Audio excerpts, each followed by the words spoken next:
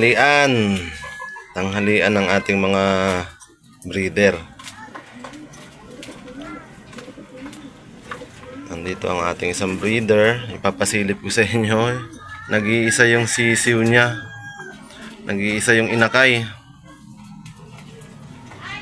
Nadisgrasya yung kapatid niyan. Hindi ko napansin.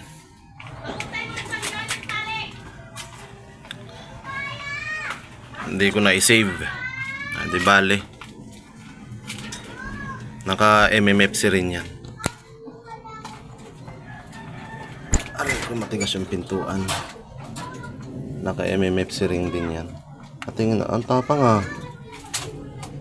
Ang tapang mo naman. Ayun, yung singsing. At pakita natin singsing mo. Pakita natin singsing. Ay, ang hirap hawakan. Baby pa kasi. Ayan, ang singsing niya. Ayan, MMFC 2026 NDR. Ayan. Pinapakain ko sila rito. Kaya lang natakot, mahihain sa camera yung mga magulang. Ayan ang mga magulang niya. Ayan. Dito tayo sa ating pinag-uusapan sa kabila. Sa kabila tayo. Ayan. Dito tayo. Ayan, kumakain din sila. Wala silang tubig. Lagyan muna natin ng tubig. Simple lang tayo magpalaki ng mga inakay. Ganyan lang. Simpleng pamamaraan lang. So, hindi natin masabi ng lipad ng mga magiging anak niyan kung anong mangyayari. Sana samahan lang ng swerte. Ayan. Tapos na silang kumain. Magsusubo naman itong mga magulang. Ayan na yung nanay. Ayan, nagsusubo na sila. So, ayan.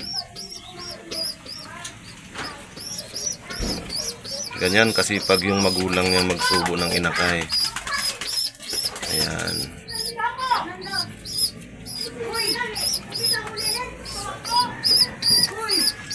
Ayan.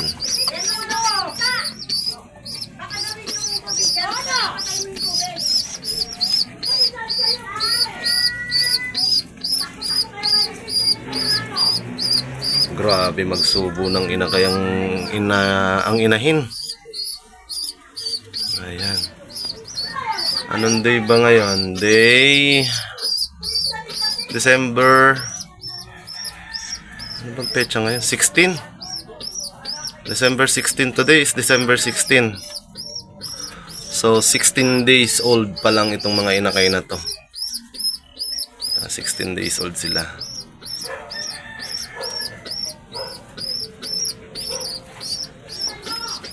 Grabing mag-alaga ng inakay itong nanay niya.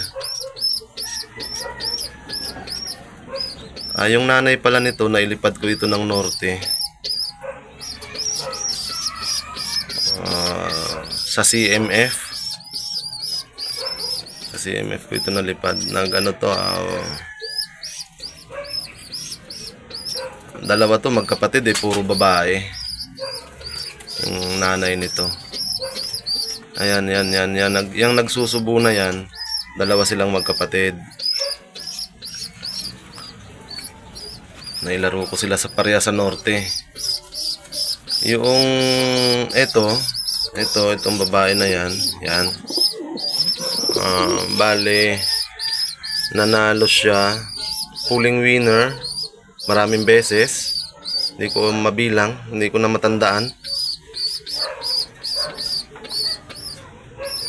Sa small club lang naman ako naglaro. Ayan. Tapos yung nilaro ko siya ng fun race. Ayan, nilaro ko ng fun race yan. Nag first overall champion. First overall champion siya. Tapos Lap winner, 3 beses yata nag-lap winner ito. 3 times lap winner.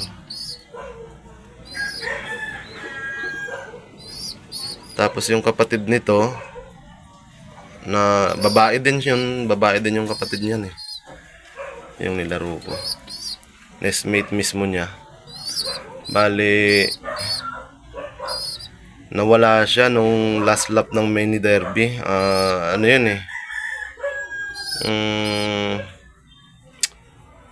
Anong tawag dun?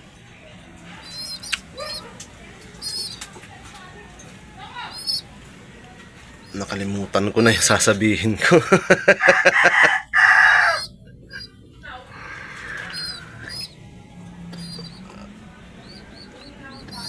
Sprint. Yun, yung kapatid niyan. Yan. Yung kapatid niyan, na babae din, sprint winner. Sprint winner din yun. First overall champion sa sprint race. Multiple polling winner din yun. Katulad rin ito. Kaya lang nung fun race, ito ang nag-first eh. Ito ang nag-first overall. Siya, yung kapatid nito nag-third overall yata. Hindi ko na matandaan kasi medyo matagal na rin.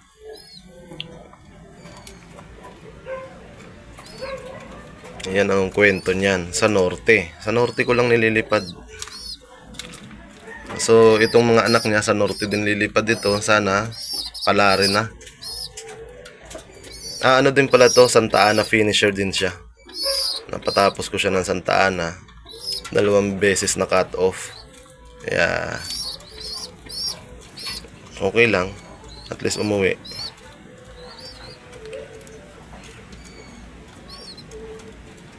Ito naman, itong ibon na to, si Halimaw. Mahabang kwento ito pa bago na pupunta sa akin. Ano to eh, ibon ito ni Kong, hindi ko na i-mention, ni Kong D. Yan, tawagin na lang natin si Kong D. Na-acquire ito ni Kuya Jimmy na isang kaibigan, pinaalaga sa akin sa kasamaang palad nung pandemic. Natsugi siya, sumalangit na ang kanyang kaluluwa, Boss Jimmy. Natsugi. Inabot siya ng nung pandemic. Kasakit siya. Tapos bago niya nakuha to, pinakita niya sa akin yung race result nito. Nilipad rin dito ng Basco Batanes. Finisher din siya ng Basco Batanes. Kung hindi ako nagkakamali, parang solo clocker yata siya ng Basco Batanes eh. Na-acquire niya ito kay Kong D. Kung maghihingi muna ako ng permiso sa kanya kung pwedeng i-mention ko siya. Na-acquire niya ito kay Kong D sa Halimaw. Ayan. Yan ang kwento niya hanggang sa napunta na sa akin. Hindi na kinuha sa akin.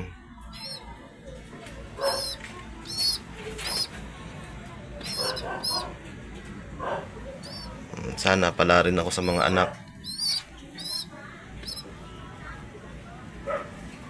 Ayan.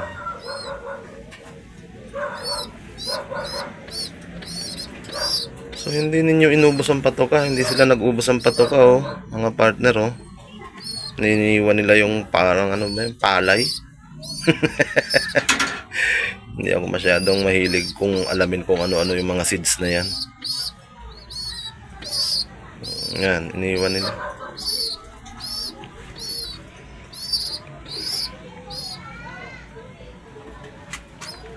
Sipag ito, si Turunggay magsubo ng anak. Masipag magsubo ng anak si Turunggay. Ito si Turunggoy, ay si Halimaw, hindi masyado. Hindi masyado. Mm. Hindi ka na mahihain sa camera. Oo. Hindi mahihain sa camera. Ano, Limaw? Ready ka na? Ready ka nang umasawa ulit? Malalaki na yung sisiw mo. Ayan, 16 days old ngayon itong mga sisiw. Kasi at 30 sila ng November na pisa. So, 16 days na sila ngayon.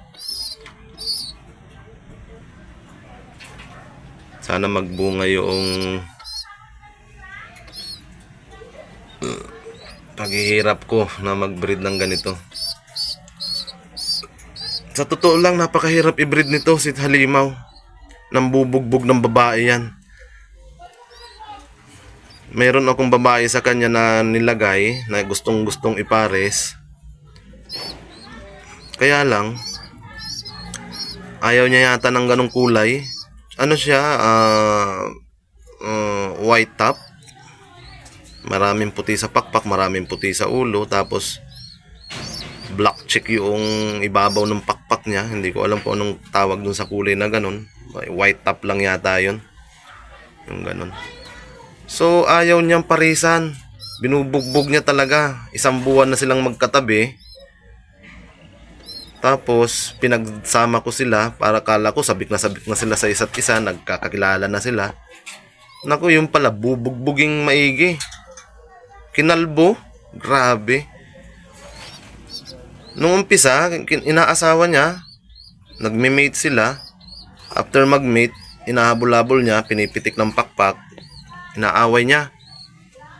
So, iniwanan ko, baka ako istorbo. Binalikan ko, kalbo na. Grabe, kinawawa. Natanggal yung balat sa ulo. Natanggal ang balat sa ulo hanggang sa may mata. Buti hindi nabulag. Eh, hiniram ko lang yung inahin na yun. So, sinauli ko. Pinagaling ko muna bago ko sinauli. Kaya lang may damage na talaga. Nakita nung may-ari. Nagpahimingi akong pasensya. Buti hindi naman namatay. Salbahe to. Tapos binigyan ko rin siya ng blue bar. Ayaw din niya.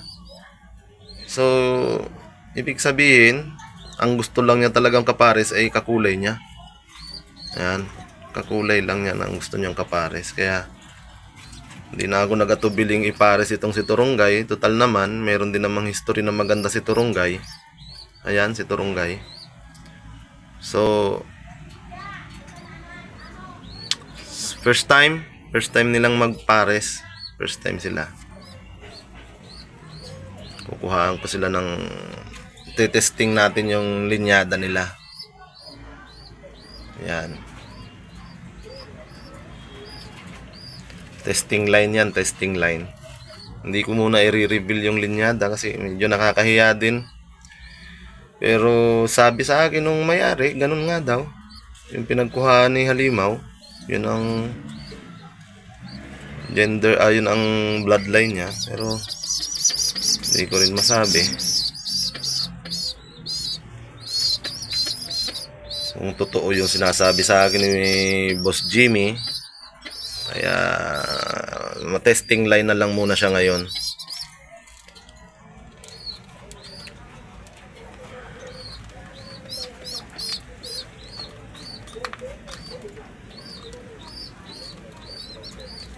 So, dito tayo sa kabila.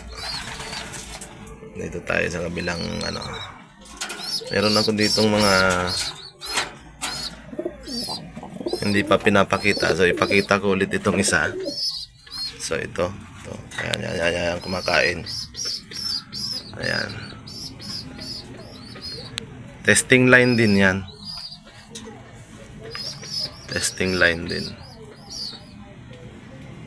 May ito na-acquire namin ito ng kumpare ko sa Tondo kay Canlas.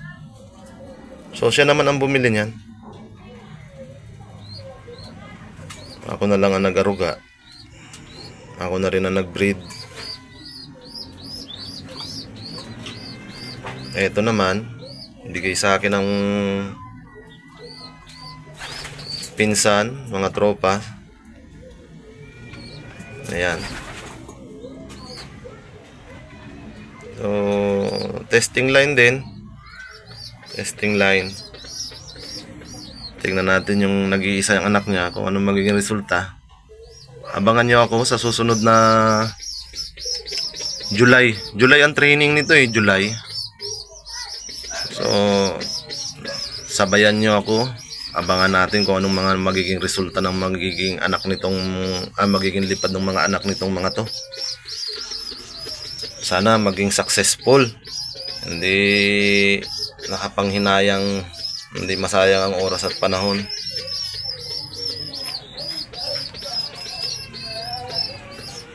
Yun sa aking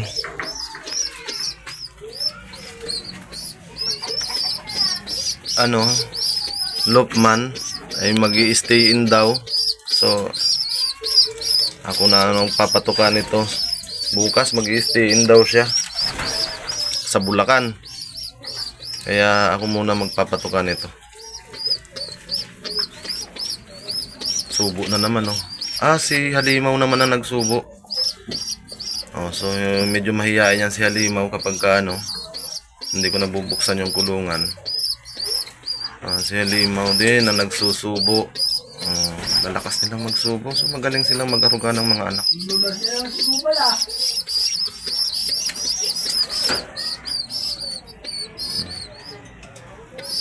Ayan.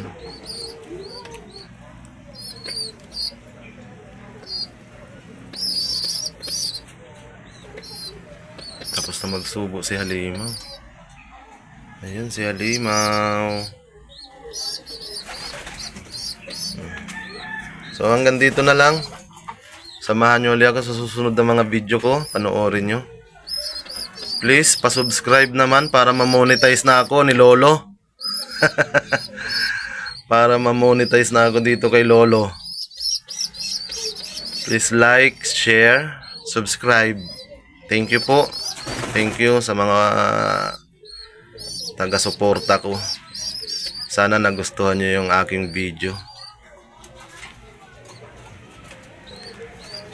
Magsama-sama ulit tayo sa susunod kong vlog, sa susunod kong upload. Ano kaya ang magandang i-upload sa susunod? Yung karera ni meron kasi akong ibon dito. Tinawag naming si Kupal. Hindi naman ako nagyayabang pero sobrang tulin talagang umuwi. Sobrang tamad naman pumasok ng loft.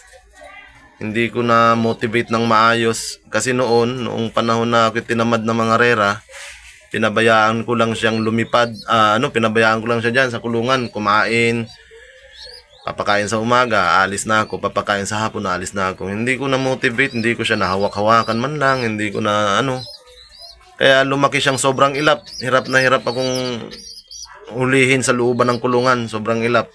Ngayon kapag ikakarga na, siguro nadadala siya. Nahuhulihin uli siya kapag siya ipapasok, kaya ayaw niyang pumasok. Sayang yung lipad, napakaganda pa namang lumipad. Matulin siya. Sa palagay ko ako'y panalo lagi sa pooling kung pumapasok. Kaya lang hindi pumapasok, kaya malas. Hindi ko muna siya tinatayaan nun. Naka-4 na beses na akong tayaan siya, kaya lang talagang malas. Kaya subukan ko sa derby. Nasa na kami ngayon ngayong araw na to, Mauban, Quezon. So sa Sunday, sa Thursday, ang kargahan namin, kasi ako ang nagpapakarga doon.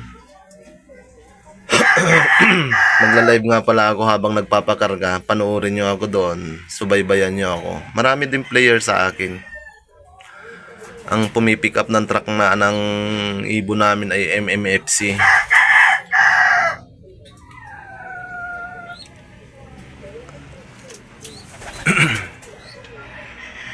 Sa Thursday, sa Pagbilao, Quezon kami. Sa Pagbilao, Quezon pala. Tapos sa Saturday, Lucena City kami. So abangan nyo yun. Abangan nyo yung live ko. Magla-live ako doon sa loading station habang nagpapakarga ng kalapate. Makita nyo rin yung mga player na nagkakarga sa akin. So salamat sa panonood. Salamat po, salamat. Huwag kalimutan mag-like, share, and saka subscribe. Thank you, thank you.